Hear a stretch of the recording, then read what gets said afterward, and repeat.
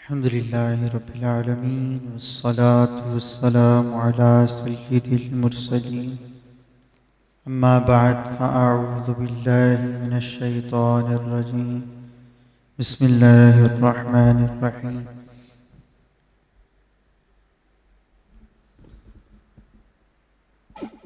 الصلاة والسلام عليك يا رسول الله وعلى آلك وأصحابك يا حبيب الله الصلاة والسلام عليك يا نبي الله وعلى آلك وأصحابك يا نور الله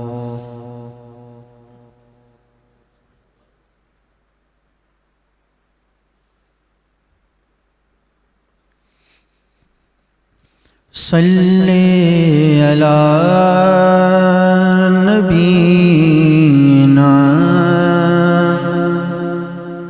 صلی علی محمد صلی علی نبینا صلی علی محمد پڑھیے صلی علی نبینا صلی علی محمد پھر کے گلی گلی تباہ ٹھوکریں سب کی کھائے کیوں پھر کے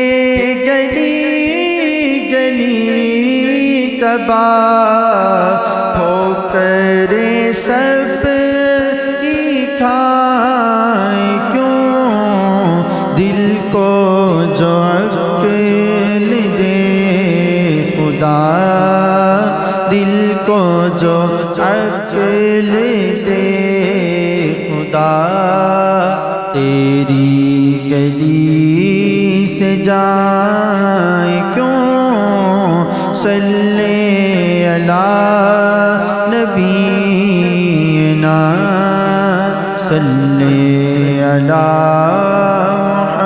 محمد رخصت قافلہ کا شور غش سے ہمیں اٹھائے کیوں اعلیٰ حضرت رحمۃ اللہ تعالیٰ علیہ آپ کلام لکھ رہے ہیں اور ایک کیفیت کو بیان کر رہے ہیں کہ رخصت قافلہ کا شور غش سے ہمیں اٹھائے کیوں کہ جب مدینے سے واپسی ہو سنہری جالیوں پر آخری حاضری ہو تو اعلیٰ حضرت رحمۃ اللہ تعالیٰ علیہ فرماتے ہیں میں تو غش کھا کے وہیں پہ گر جاؤں غش کھا کے وہیں پہ گر جاؤں پھر لوگ بھلے شور ڈالتے رہیں کہ بھئی قافلہ رخصت ہو رہا ہے چلو بھئی قافلہ رخصت ہو رہا ہے اعلیٰ حضرت فرماتے ہیں کہ رخصت قافلہ کا شور غش سے ہمیں اٹھائے کیوں سوتے ہیں ان کے سائے میں سوتے ہیں ان کے سائے میں کوئی ہمیں جگائے اور جان ہے عشق مصطفیٰ روز فضوں کرے خدا عشق مصطفیٰ صلی اللہ تعالیٰ علیہ وسلم ہماری جان ہے ہماری جان ہے اور اللہ پاک سے ہم دعا کرتے ہیں کہ یا باری تعالیٰ روز بروز ہمیں اس میں اضافہ عطا فرما کہ جان ہے عشق مصطفیٰ روز فضوں کرے خدا جس کو ہو درد کا مزہ اور جس کو درد کے اندر مزہ آ رہا ہے جس شخص کو درد میں ہی مزہ آ رہا ہو جس کو دوائی چاہیے ہی نہ ہو جس کو محبت رسول صلی اللہ علیہ وسلم کی آگ میں جلنے کا مزہ آ رہا ہو. اعلیٰ حضرت فرماتے ہیں کہ جس کو ہو درد کا مزہ ناز دوا اٹھائے کیوں صلی اللہ نبینا صلی اللہ محمد پڑھیے صلی اللہ شفیعنا صلی اللہ محمد. بعد از حمد و ثناء حاضرین محفل اور سوشل میڈیا پہ دیکھنے والے ناظرین کرام، السلام علیکم ورحمۃ اللہ وبرکاتہ. پیارے اور محترم اسلامی بھائیوں، آج ہم جس مبارک محفل کے عنوان سے جمع ہوئے ہیں وہ یہ ہے کہ اعلیٰ حضرت عظیم البرکت عظیم المرتبت پروانہ شمعی رسالت شاہ امام احمد رضا خان رحمۃ اللہ تعالی علیہ کا عرس منایا جائے اور ربیع الاول شریف جس کی آمد ہے اس کا استقبال کیا جائے. یہ دو متبرک عنوانات ہیں جن کے ساتھ ہم جمع ہوئے. دونوں عنوانات پہ پیارے آقا علیہ الصلوۃ والسلام کی عظمت، فضیلت اور آپ کی ولادت اور اعلیٰ حضرت رحمۃ اللہ تعالی علیہ کا اس میں کردار دونوں بیان کرنے کی ایک خاص پیرائے میں کوشش کروں گا. وہ خاص پیرایہ شاید ایسا ہے کہ شاید ہم میں سے پہلے کسی نے سنا ہو تو توجہ نہ ہو، ورنہ ہم میں سے اکثریت نے سنا ہی نہیں ہو. بڑی ایک خاص ٹاپک کے تحت اعلیٰ حضرت رحمۃ اللہ تعالی علیہ اور عشق مصطفیٰ، ادب مصطفیٰ کا آج تذکرہ کریں گے. وہ اس طرح سے کہ جب اعلیٰ حضرت رحمۃ اللہ تعالی علیہ اس دنیا میں تشریف لائے اس وقت ماحول کیسا تھا؟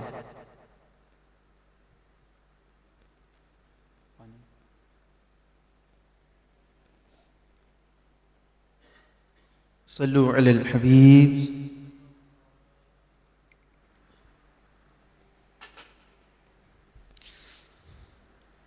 اعلیٰ حضرت رحمۃ اللہ تعالی علیہ جس ماحول میں ہمارے درمیان تشریف لائے وہ ماحول بتا کے پھر اعلیٰ حضرت رحمۃ اللہ تعالی علیہ کی عشق رسول کے حوالے سے، دین اسلام کے حوالے سے خدمات عرض کروں گا.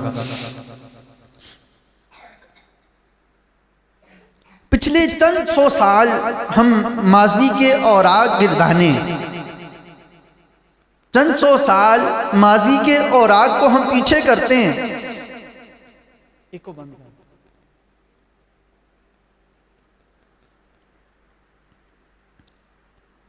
تو ہمیں پتہ چلتا ہے کہ دنیائے اسلام کی دو بڑی سلطنتیں ہوا کرتی تھیں.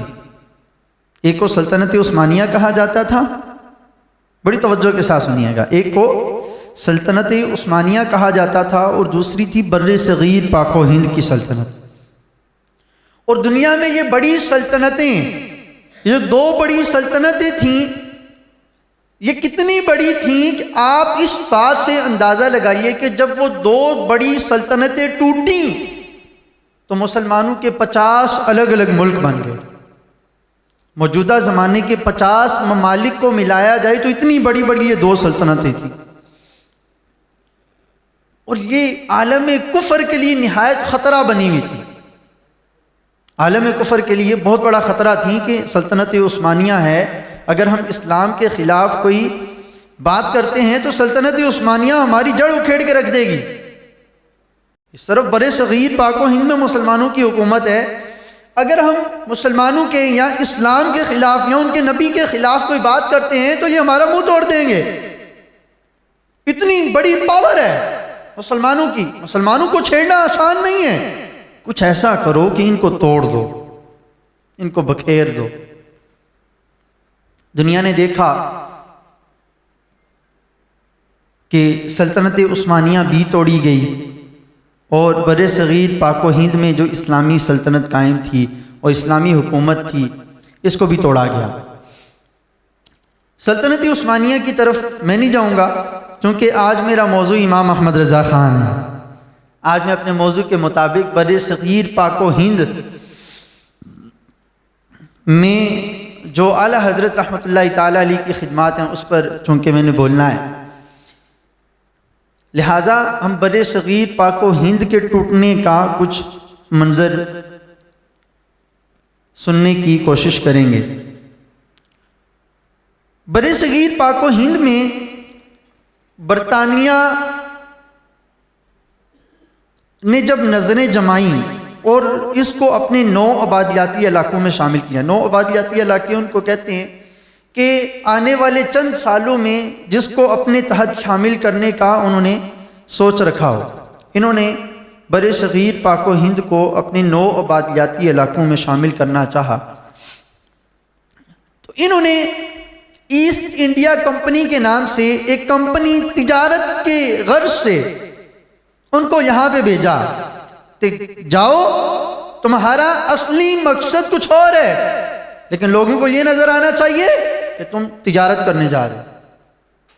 ایسٹ انڈیا کمپنی کو بھیجا، اس کا ظاہری مقصد یہ تھا کہ وہ بر صغیر پاک و ہند میں آ کے تجارت کرے، لیکن اس کا اصل مقصد یہ تھا کہ وہ بر صغیر پاک و ہند میں جائے اور جا کے وہاں کے حالات کا، وہاں کی جو انوائرمنٹ ہے اس کا جائزہ لے اور پتہ کرے کہ مسلمانوں کی کون سی کمزوری اور کون سی طاقت ہے۔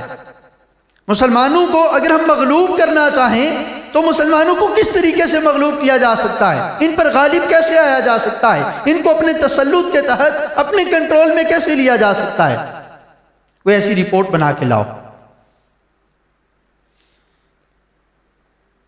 ان کو پتا تھا کہ دنیا کے اندر 2 بڑی پاورز ہیں، ایک بر صغیر پاک و ہند، ایک سلطنت عثمانیہ۔ امپورٹ اینڈ ایکسپورٹ بڑے پیمانے پہ یہ ممالک کر رہے ہیں، ان کے پاس مین پاور بھی بہت ہے، تعداد بھی بہت ہے، ہنر بھی بہت ہے۔ اگر وہاں پہ ہمارا قبضہ ہو گیا تو ہماری واہ واہ ہو جائے۔ اب انہوں نے ایسٹ انڈیا کمپنی کے نام سے جاسوسوں کا جو گروہ تھا وہ بر صغیر پاک و ہند میں اتارا۔ کچھ عرصہ انہوں نے لگایا، کچھ عرصہ تک انہوں نے نیٹ ورکنگ جو تھی وہ اپنی پھیلائی، وہاں پہ کام کیا، اور کام کرنے کے بعد کچھ عرصہ بعد جب واپس برطانیہ گئے، انہیں جا کے بتایا کہ دیکھو اگر مسلمانوں پر حکومت کرنے کا تمہارا خیال ہے، اگر مسلمانوں کو مغلوب کرنے کا تمہارا خیال ہے تو 2 کام کرنے پڑیں گے۔ ایک تو یہ کہ وہ جہاد سے بڑا پیار کرتے ہیں، ایک تو یہ کہ وہ جہاد کو اپنی جان سمجھتے ہیں۔ ایک قوم کو جو سب سے بڑا خوف ہو سکتا ہے وہ ہے موت کا خوف۔ سب سے بڑھ کر جو ایک انسان جس سے ڈرے گا وہ ہے موت۔ اگر سب سے بڑھ کر آپ بڑی دھمکی کسی کو دیں گے تو وہ ہے موت کی، وہ موت سے ڈرتے ہی نہیں ہیں، وہ موت سے ڈرتے نہیں ہیں، وہ موت کو گلے لگانے کے لیے تیار ہیں۔ وہ شہادت کو بڑا رتبہ سمجھتے ہیں، اسلام کی راہ میں شہید ہونے کو اعزاز سمجھتے ہیں۔ اس قوم سے کیا لڑو گے جو پہلے مرنے کے لیے تیار ہے؟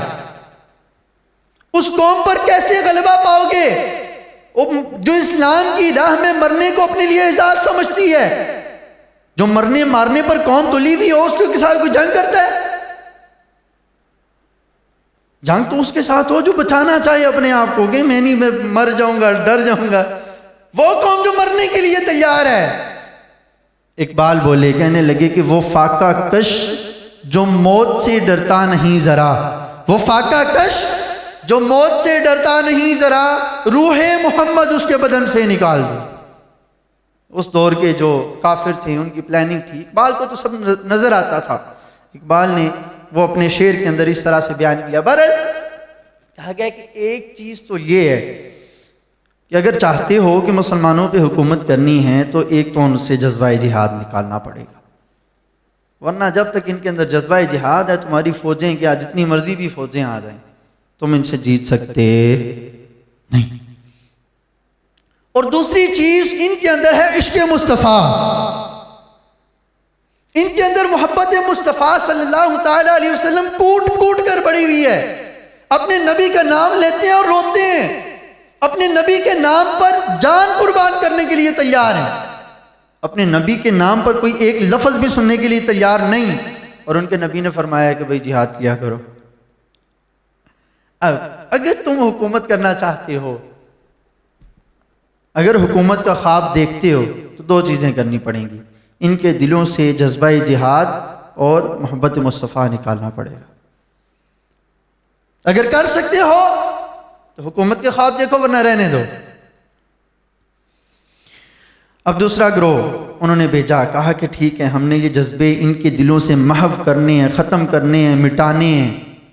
جذبہ جہاد، اسلام کی راہ میں مر مٹنے کا جذبہ، اور اپنے نبی کی عظمت اور حرمت پر مر مٹنے کا جذبہ، ان دونوں کو ختم کرنا ہے۔ دوسرے گروہ کو بھیجا، جاؤ اور جا کے چیک کر کے آؤ کہ یہ کام کرے گا کون۔ یہ تو پتہ چل گیا نا کہ کرنا کیا ہے، اب یہ پتہ کر کے آؤ گے کون کرے گا۔ دوسرا گروہ آیا، انہوں نے تجارت کے نام پہ وہی تمام معاملات تھے، وہ جاسوس کی تجارت، اور ساری رپورٹ بنا کے لے گئی اور کہنے لگے کہ 2 لوگ کر سکتے ہیں یہ کام، 2 لوگ کر سکتے ہیں۔ وہ کون کون سے 2 لوگ ہیں؟ ایک مولوی اور ایک پیر۔ ایک مولوی صاحب کریں گے اور دوسرے پیر صاحب۔ کیوں؟ کیونکہ یہ مسلمان لوگ 5 وقت مسجد میں جاتے ہیں، اور 5 وقت ان کو مسجد میں دینی تعلیم سکھانے والا مولوی، جس سے یہ دین پڑھتے ہیں، اس کو مولوی کہتے ہیں۔ اور جو ان کا صوفی ہوتا ہے، جس کی بات ٹالی نہیں جا سکتی، جو ان کے پیر صاحب ہوتے ہیں، بس یہ جو 2 ہیں نا بندے، مولوی اور صوفی، مولوی اور پیر، یہ جو 2 آدمی ہیں، یہ تمہارا کام کریں گے۔ اب تیسرے گروہ کو بھیجا، انہوں نے کہا کہ چلو ٹھیک ہے، 2 باتیں پتہ چل گئیں، ایک یہ کہ ان کے دلوں سے جذبہ جہاد اور محبت رسول نکالنی ہے، دوسرا یہ پتہ چل گیا کہ یہ کام کرے گا کون، تیسرا اب یہ پتہ چلانا ہے ان کی کمزوری کیا ہے، اس طبقے کی کمزوری کیا ہے، ان کو کس طریقے سے اپنے ساتھ شامل کیا جا سکتا ہے۔ انہوں نے کہا کہ یہ جو لوگ ہیں بڑے غریب ہوتے ہیں، ان کی کوئی خاص تنخواہ تو ہوتی کوئی نہیں، مسجد کے حجرے میں رہ لیتے ہیں، روکھا سوکھا کھا لیتے ہیں، کبھی مل جائے تو کھا لیا، ورنہ فاقہ بھی کر لیتے ہیں، یہ لوگ غریب لوگ ہوتے ہیں۔ کہا کہ جاؤ پیسہ پھینکو، پھر خریدو، بولی لگاؤ۔ پھر برے صغیر پاک و ہند میں بولی لگنے لگی۔ کہا کہ ہمیں بندہ وہ چاہیے کہ جو لوگوں کے دلوں سے نبی کی عظمت اور حرمت کم کرے، ہمیں بندہ وہ چاہیے، ہم خریدیں گے، ہم جائیدادیں دیں گے، ہم بڑے بڑے خطاب دیں گے، سب کچھ دیں گے، لیکن بندہ وہ چاہیے کہ جو کہے کہ نبی تو عام آدمی، اور نبی تو عام بشر ہیں، نبی کوئی بہت بڑی بات، بہت بڑی چیز نہیں ہے، نبی بھی وہ عام تھے، جب تک تھے، جب نہیں تو بس ختم۔ کوئی ایسا بندہ چاہیے۔ خریدنے والے بھی مارکیٹ میں آ گئے اور بکنے والے بھی آ گئے، بکنے والے بھی مارکیٹ میں آ گئے، اور آئے اور بکے۔ انہوں نے کہا کہ ہم بکنے کے لیے تیار ہیں۔ پھر ان کو شمس العلماء کے خطاب ملے۔ اب کبھی نہ جا کے، اب آپ کو لگ رہا ہوگا کہ میں ایسے کہانی سنا رہا ہوں، کہانی نہیں سنا رہا، آپ نیٹ پہ جا کے سرچ کیجئے کہ شمس العلماء کا خطاب کس کو ملا، کب ملا، کیوں ملا، کس نے دیا۔ گورے نے خطاب دیا۔ کس نے دیا؟ گورے نے خطاب دیا، شمس العلماء، علماء کا سورج۔ ابھی گورے کو کیا پڑی ہے، شمس العلماء کے خطاب دے۔ کہا کہ بات وہ کرنی ہے جو ہم نے کرنی ہے، بات وہ کہنی ہے جو ہم کہیں گے، اپنی طرف سے بات نہیں کرو گے۔ تمہیں بڑا مدرسہ بھی بنا کے دیں گے، بڑی مسجد بھی دیں گے، بڑی جاگیریں بھی دیں گے، اور تاریخ گواہ ہے انعام و اکرام کے نام پہ ان کو اس دور میں ہزاروں روپے دیے گئے کہ جس دور میں 1 روپیہ پورے خاندان کے لیے پورے ہفتے کے لیے کافی ہوا کرتا تھا، اس دور میں ہزاروں روپے ان کو دیے گئے۔ جاگیریں دی گئیں، بڑے بڑے مدارس بنا کے دیے گئے، بڑی بڑی مسجدیں بنا کے دی گئیں۔ شرط کیا تھی؟ تم نے نبی کی حرمت کو لوگوں کے دلوں سے کم کرنا ہے۔ پھر لکھنے والوں نے لکھا، کوئی کہنے لگا کہ بھئی نبی تو ہماری طرح کے بشر ہیں۔ لکھنے والوں نے لکھا، کسی نے کہا کہ بھئی نبی کی تعریف بشر کی سی کرو، بلکہ اس میں بھی کمی کرو۔ لکھنے والوں نے لکھا، ایک کتاب ہے، میں نام آپ کو بتاتا ہوں تاکہ کہیں اندھیرے میں نہ رہے آپ، وہیں کہ اپنی طرف سے بات کرنے، تقویۃ الایمان اس کا نام، اصلی نام ہے تقویۃ الایمان، اصلی نام ہے تقویۃ الایمان۔ اس کے اندر سے ایک نقطہ ہٹا دیا جائے تو اس کا بن جاتا ہے نام تقویۃ الایمان، ایمان کو فوت کر دینے والی کتاب۔ اصلی نام ہے تقویۃ الایمان، کسی کو حوالہ تلاش کرنا ہو۔ اس میں نبی صلی اللہ علیہ وسلم کے لیے چوڑے چمار کا لفظ لکھا گیا۔ عقل مانتی ہے؟ دل تسلیم کرتا ہے؟ جب ممبر اور محراب سے یہ باتیں ہونے لگی کہ نبی تو کچھ بھی نہیں ہے، نبی کچھ بھی نہیں کر سکتے، نبی کو تو دیوار کے پیچھے کا پتہ نہیں، شیطان کا علم نبی سے زیادہ ہے۔ کسی نے پوچھا کہ بھئی ہاں بھئی حضور علم غیب جانتے تھے؟ کہنے لگا نہیں حضور تو کیا علم غیب جانیں گے، ان کا علم تو ایسے ہی جیسا کہ جانوروں کا علم ہوتا ہے۔ یہ کتابوں میں لکھی ہوئی باتیں آج تک موجود ہیں۔ لکھنے والوں نے لکھا، پھر جب ممبر اور محراب اور مصلی سے اس طرح کی باتیں ہونے لگیں، مسلمان کنفیوز ہو گئے، مسلمانوں کے ذہنوں کے اندر اس طرح کی غلاظتیں بھرنے کی کوشش کی جانے لگی۔ اب ایک کتاب لکھی گئی جس میں لکھا گیا کہ خاتم النبیین کا معنی آخری نبی نہیں ہے، کیونکہ دوسری بات یہ ڈیسائیڈ ہوئی تھی کہ جہاد کا حکم ختم کرنا ہے۔ نمبر ایک، نبی کی عظمت کو لوگوں کے دلوں سے نکالنا ہے۔ نمبر دو، جہاد کے حکم کو کینسل کرنا ہے۔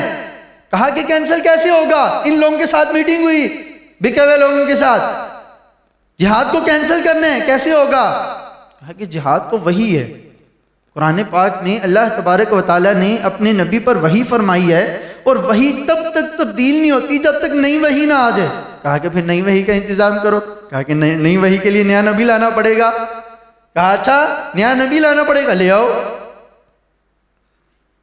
اب اس نئے نبی کے لیے راہ ہموار کی گئی مسلمان ممبر اور محراب سے، مسلمانوں کے ممبر اور محراب سے، مصلی رسول سے راہ ہموار کی گئی۔ مولویوں نے لکھا، بکنے والوں نے، آج بھی کتابوں میں موجود ہے کہ خاتم النبیین کا معنی آخری نبی نہیں ہے۔ اگر نبی صلی اللہ علیہ وسلم کے سامنے یا نبی صلی اللہ علیہ وسلم کے بعد اگر کوئی اور نبی آ جائے تو حضور کے خاتم النبیین ہونے پہ فرق نہیں پڑتا۔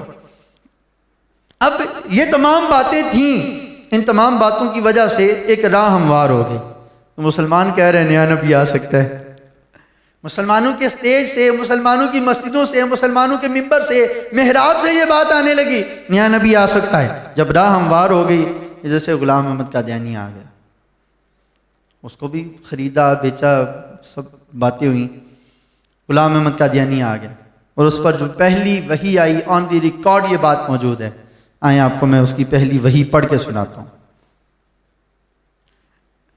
اس پر جو پہلی وحی آئی وہ کیا تھی؟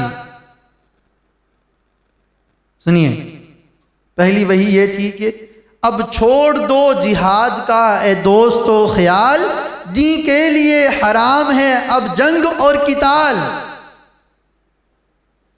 اسے خریدا گیا تھا اس بات کے لیے، ایک کو اس لیے خریدا گیا کہ تم نے لوگوں کے دلوں سے عظمت رسول کم کرنی ہے، دوسرے کو اس لیے خریدا گیا کہ تم نے نیا نبی لانا ہے، جہاد کا جو خیال ہے وہ لوگوں کے درمیان سے ختم کرنا ہے۔ اب نئے نبی کی ہموار کرنے والے مسلمان، مسجدوں میں بیٹھے ہوئے لوگ، ممبر اور محراب پہ بیٹھے ہوئے لوگ، راہ ہموار کر دی، بول دیا، اپنی کتابوں میں لکھ دیا، عوام کو بتا دیا نیا نبی آ سکتا ہے۔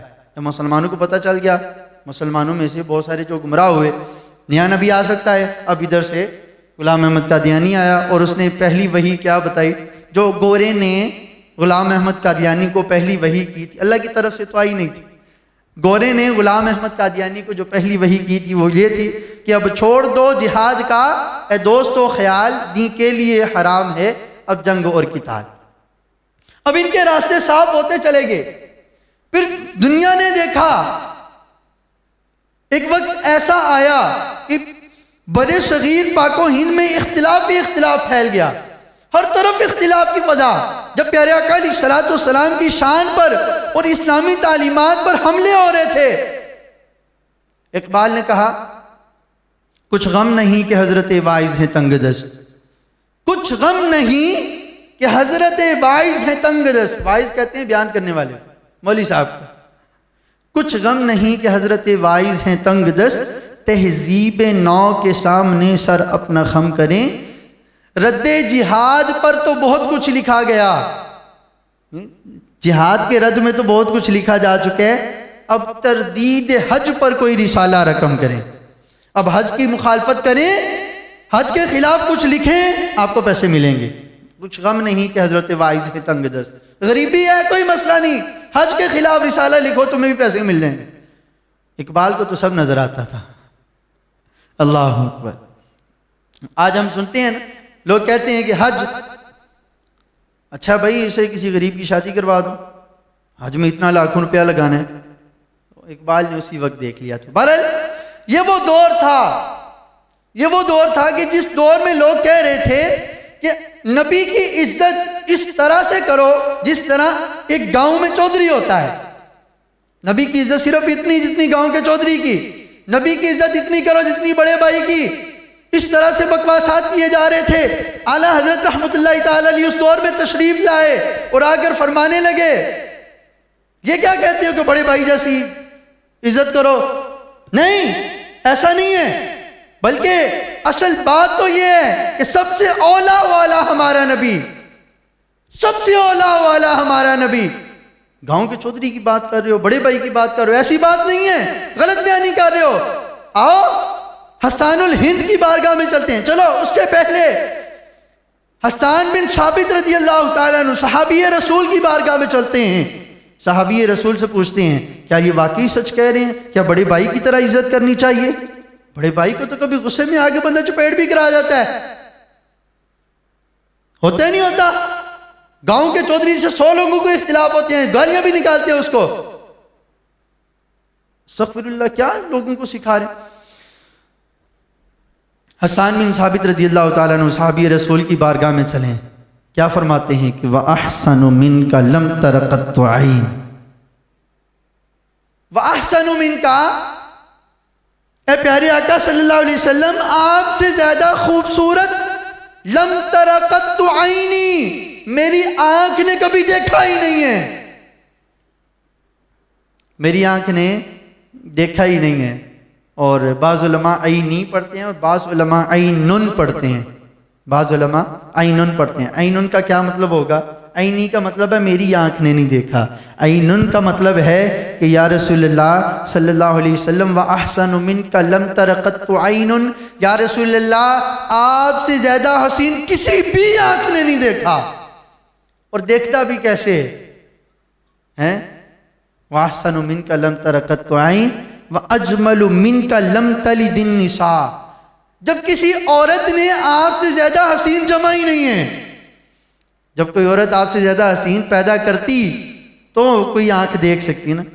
وَأَحْسَنُ مِنْكَ لَمْ تَرَ قَطُّ عَيْنٌ وَأَجْمَلُ مِنْكَ لَمْ تَلِدِ النِّسَاء خُلِقْتَ مُبَرَّأً مِنْ كُلِّ عَيْبٍ، اللہ تبارک و تعالیٰ نے آپ کو ہر عیب سے بری پیدا کیا ہے۔ کَأَنَّكَ قَدْ خُلِقْتَ كَمَا تَشَاءُ، گویا کہ آپ کو ویسے ہی پیدا کیا گیا جیسے آپ نے خود چاہا ہے۔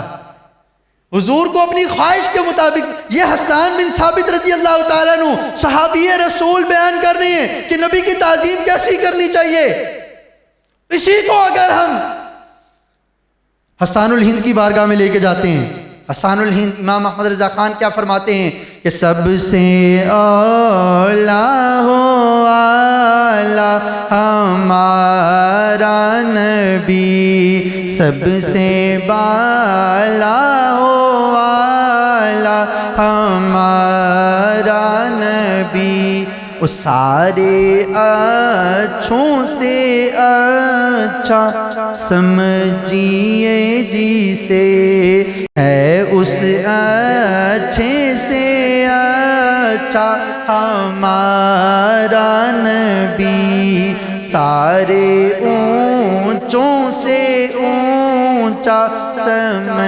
نبی جی سے ہے اس اونچے سے اونچا ہمارا نبی۔ کیا باتیں کرتے ہو، کیا کہتے ہو کہ نبی کی تعظیم بڑے بھائی کی طرح کی جائے؟ نہیں، ہر نبی کو ملا معجزہ ایک ہے، معجزہ بن کے آیا ہمارا نبی خلق سے اولیاء۔ عام بندوں میں سب سے جو بڑا مرتبہ ہوتا ہے وہ کن کا ہوتا ہے؟ اولیاء کا۔ کہا کہ خلق سے اولیاء، اولیاء سے رسول، اور رسولوں سے اعلیٰ ہمارا نبی۔ ایسی باتیں کرتے ہو؟ کہتے ہیں جی نبی کچھ نہیں کر سکتے ہیں، نبی کچھ نہیں کر سکتے۔ لوگوں نے جب یہ کہنا شروع کیا، ہند کی سرزمین پر اعلیٰ حضرت رحمت اللہ تعالیٰ علیہ ارشاد فرمانے لگے کہ سورج الٹے پاؤں پلٹے، چاند اشارے سے ہو چاک، اندھے نجدی دیکھ لے قدرت رسول اللہ۔ تم کہتے ہو حضور کچھ نہیں کر سکتے؟ سورج الٹے پاؤں پلٹے، حضور علیہ السلام نے سورج کو اشارہ فرمایا، سورج واپس چلا گیا۔ حضور کچھ نہیں کر، نبی ہمارے بڑے بھائی کی طرح ہے۔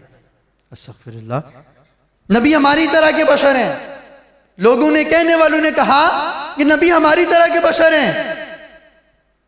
استغفر اللہ، اور تم ہو تمہاری طرح کے بشر ہیں تو بتاؤ سورج الٹے پاؤں پلٹے، حضور نے سورج کو حکم فرمایا، سورج ڈوب چکا تھا، سورج واپس آ گیا، تمہارے اندر اتنی ہمت ہے؟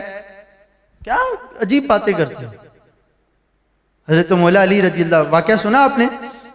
حضرت مولا علی رضی اللہ تعالیٰ عنہ آپ بیٹھے ہوئے تھے، پیارے آقا علیہ الصلوۃ والسلام تشریف لائے اور حضرت علی کے ران پر سر رکھ کر آرام فرما ہو گئے۔ پیارے آقا علیہ الصلوۃ والسلام آرام فرمائیں، عصر کی نماز کا وقت ہے، سورج غروب ہو رہا ہے۔ حضرت علی رضی اللہ تعالیٰ عنہ ایک دفعہ سورج کی طرف دیکھتے ہیں، ایک دفعہ چہرہ والضحیٰ کی طرف دیکھتے ہیں، ایک دفعہ سورج کی طرف دیکھتے ہیں، نماز کا ٹائم جا رہا ہے، ایک دفعہ چہرہ والضحیٰ کی طرف دیکھتے ہیں کہ حضور کی نیند بھی ڈسٹرب نہیں کرنی، حضور کو بھی نہیں جگانا، حضور کے آرام میں بھی خلل پیدا نہیں کرنا۔ ایک طرف حضور کا ادب ہے، ایک طرف نماز ہے، اب کیا کریں؟ ایک تو یہ ہمیں بتائیں گے حضور کی تعظیم کیسے کرنی ہے۔ ہم صحابہ کی بارگاہ سے پوچھتے ہیں، صحابہ کرام سے پوچھتے ہیں، آپ بتائیے کہ حضور کی تعظیم کیسے کرنی ہے۔ ایک طرف نماز ہے، ایک طرف حضور کا آرام ہے۔ حضرت علی رضی اللہ تعالیٰ انہوں نے حضور کو ہلایا نہیں، حضور کو ہلایا نہیں، حضور کو بتایا نہیں، سورج غروب ہو گیا، سورج غروب ہو گیا۔ اب علماء کرام ارشاد فرماتے ہیں کہ تمام عبادتوں میں سب سے زیادہ افضل جو عبادت ہے وہ کیا ہے؟ نماز، جس کا قرآن شریف میں 700 سے زائد مقامات پہ تذکرہ ہے، 700 سے زائد جگہ پہ اللہ تبارک و تعالی نے نماز کا حکم ارشاد فرمایا۔ اتنی افضل عبادت، جب اتنی افضل عبادت تھی، اور علماء کرام اس میں یہ بھی ارشاد فرماتے ہیں کہ تمام عبادتوں میں جس طرح سے نماز افضل ہے نا، تمام نمازوں میں عصر کی نماز سب سے زیادہ افضل ہے۔ حافظوا علی الصلوات والصلاۃ الوسطی، تمام نمازوں کی حفاظت کرو، بطور خاص درمیان والی نماز کی حفاظت کرو۔ جب آپ کو کہا جائے کہ تمام احباب محفل میں تشریف لائیے گا اور راجہ جی آپ بھی آئیے گا، کیا مطلب ہوتا ہے کہ تمام کو دعوت دے دی گئی لیکن خصوصیت کے ساتھ راجہ جی کو دی گئی۔ تو قرآن شریف کے اندر ارشاد فرمایا گیا کہ حافظوا علی الصلوات، تمام نمازوں کی حفاظت کرو۔ پھر درمیان میں ارشاد فرمایا گیا والصلاۃ الوسطی، اور درمیان والی نماز کی بطور خاص حفاظت کرو۔ اور درمیان والی نماز علماء فرماتے ہیں نماز عصر ہے۔ اور حضرت مولا علی کرم اللہ تعالی وجہ الکریم کی اس دن دہ جانے والی نماز، عبادتوں میں سب سے افضل عبادت، نمازوں میں سب سے افضل نماز عصر کی تھی، سب سے افضل ترین عبادت۔ حضرت مولا علی کرم اللہ تعالی وجہ الکریم ایک طرف سورج کو دیکھتے ہیں، ایک طرف چہرہ والضحیٰ کو دیکھتے ہیں، حضور کو جگایا نہیں، سورج غروب ہو گیا، اور نماز کا بھی شوق دل کے اندر موجود تھا، نماز کی محبت بھی دل میں موجود تھی۔ آنکھوں سے آنسو نکلنا شروع ہو گئے، آنکھوں سے آنسو نکلے، چہرہ والضحیٰ پہ گرے۔ پیارے آقا علیہ السلام نے پوچھا کہ علی روتے کیوں ہو؟ پورا ماجرا عرض کر دیا کہا کہ حضور آپ آرام فرما تھے، آپ کو جگانا مناسب نہیں سمجھا، نماز چھوڑ دی، اب نماز جانے پر غم کا اظہار کر رہا ہوں۔ اب حضور علیہ السلام نے بھی یہ نہیں ارشاد فرمایا کہ علی نماز تو پہلے ہوتی ہے، نماز پہلے پڑھنی چاہیے، مجھے جگا لیتے۔ اللہ اکبر، ایک طرف تعظیم رسول، ایک طرف حضور کی نیند، حضور کا آرام، اور دوسری طرف عصر کی نماز جو سب عبادتوں میں سے سب سے افضل عبادت۔ حضرت مولا علی کرم اللہ تعالیٰ وجہ الکریم عرض کرنے لگے کہ حضور آپ آرام فرما تھے، آپ کے آرام میں خلل نہ دیتے ہوئے آپ کو جگایا نہیں، عصر کی نماز چلی گئی۔ حضور علیہ السلام مختار کل آپ ارشاد فرمانے لگے، علی عصر کی نماز قضا پڑھنا چاہتے ہو یا ادا پڑھنا چاہتے ہو؟ علی عصر کی نماز قضا پڑھنا چاہتے ہو یا ادا پڑھنا چاہتے ہو؟ حضرت مولا علی کرم اللہ تعالیٰ وجہ الکریم نے جب دیکھا کہ آفر کھلی ہے، آفر ہو رہی ہے، تو کہا کہ حضور اگر آپ ارشاد فرما ہی رہے ہیں تو میں ادا پڑھوں گا۔ حضور علیہ السلام نے سورج کو اشارہ کیا، سورج جو غروب ہو چکا تھا، مغرب کی نماز کا وقت ہو چکا تھا، سورج کو اشارہ کیا، سورج دوبارہ عصر کے ٹائم پہ آ گیا۔ اعلیٰ حضرت فرماتے ہیں کہ سورج الٹے پاؤں پلٹے، چاند اشارے سے ہو چاک، اندھے نجدی دیکھ لے قدرت رسول اللہ کی۔ کہتے ہو کہ حضور کچھ نہیں کر سکتے، دیکھ لو حضور علیہ السلام۔ بہرحال اعلیٰ حضرت رحمۃ اللہ تعالیٰ علیہ ارشاد فرماتے ہیں کہ سمجھتے ہو نا کہ حضور کچھ نہیں کر سکتے، نہیں یہ تو کچھ نہیں کر سکتے، وہ تو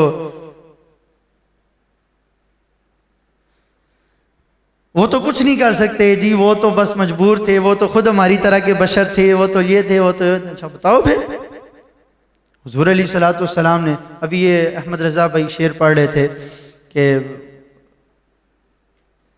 اللہ اکبر، چاند شک ہو پیڑ بولیں، جانور سجدہ کریں، چاند شک ہو پیڑ بولیں، جانور سجدہ کریں، اندھے نجدی دیکھ لے قدرت رسول اللہ کی۔